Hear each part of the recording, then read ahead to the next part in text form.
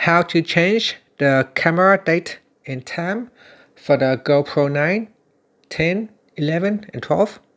First, let's go back to your camera screen by pressing on the side button there, or the mode button. Next, we swipe down at the top, and then we swipe across to the left. In here, tap on Preferences, then tap on General. Now scroll down, and then to change the time, tap on Time. In here, you can scroll up or down to change the time. You can change the hour and the minute. You can set it to 24-hour format or AM, PM. And then tap on the checkbox there to save the changes.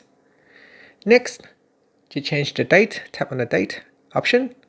And here you can scroll up or down to change the date and the month and the year. So here we got the date, the month and the year. Then tap on the Accept button to save the changes. Finally, you can press on the side button or the mode button to return back to your camera screen. And that's it. Thank you for watching this video. Please like and subscribe to my channel for more videos.